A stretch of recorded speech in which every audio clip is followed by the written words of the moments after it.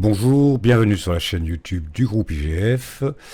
Alors, aujourd'hui, on va analyser la possibilité dans Gantt Project de donner des parties à un projet.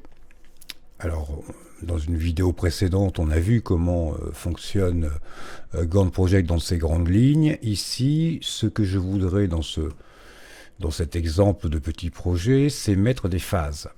Donc j'en ai déjà placé deux pour que la vidéo ne dure pas trop longtemps. Je vais placer la première phase pour vous montrer comment on fait. Mais l'idée, c'est que cette partie-là soit la première phase, celle-ci la deuxième phase et celle-ci la troisième et dernière phase du projet. Alors pour créer une phase, vous faites, ou une partie, vous les appelez comme vous voulez, hein, c'est pas forcément phase, vous faites une nouvelle tâche.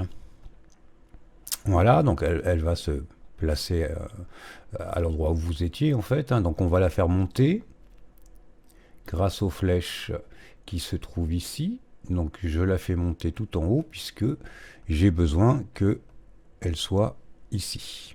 Voilà. Donc je regarde mes dates concernant les deux phases qui sont dans le projet. Et je vois que ça commence le 19 juin, en l'occurrence, et ça dure 1, 2, 3, 4, 5, 6, 7, 8 jours. Donc, je vais dans les propriétés de ma tâche, qu'elle ne veut pas ouvrir, mais c'est ma souris qui a des problèmes, voilà. On a dit qu'elle démarrait le 19, donc je vais la faire démarrer le 19. Il est là, hop, et qu'elle durait 8 jours de mémoire, on va recompter, 3, 4, 5, ouais, 6, 7, 8, 8 jours, boum, je fais OK, ah ben, je vais l'appeler aussi phase 1, j'ai oublié de lui donner son nom, phase 1, voilà, et je fais OK. Donc la tâche s'est positionnée au-dessus des deux autres. Alors on fait pareil pour la phase 2 et pour la phase 3. Hein, il suffit simplement de calculer la durée des tâches concernées par la phase et puis de créer donc une pseudo-tâche de cette longueur-là, puis de la faire monter ou descendre pour qu'elle se positionne juste au-dessus des tâches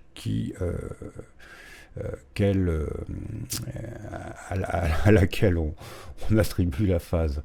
Que se passe-t-il ensuite? Ensuite, ça ne se devine pas parce que ce n'est pas la phase que l'on va traiter, mais les tâches de la phase. Donc je sélectionne, alors pour faire une multisélection, vous appuyez sur la touche majuscule de votre clavier. Je sélectionne les tâches de la phase. Et puis je n'ai plus qu'à indenter, vous voyez la flèche qui part vers la droite, bim, et vous voyez que ça n'a pas traité les deux tâches, mais ça a bien traité la phase qui prend cette apparence, qui la différencie des véritables tâches du projet. Je vais faire pareil pour la phase 2, donc je sélectionne les tâches de la phase, puis j'indente. Vous voyez que c'est effectivement pas compliqué. Et puis je traite la dernière phase de la même façon. Voilà. Et vous voyez que j'ai bien une phase 1, une phase 2, une phase 3. Et je peux ainsi avoir un diagramme de Gantt qui laisse apparaître des grandes étapes à l'intérieur de mon projet, ce qui peut être, ma foi, assez utile. Voilà, c'est tout pour le moment. À très bientôt sur la chaîne YouTube du groupe IGF. Bye bye.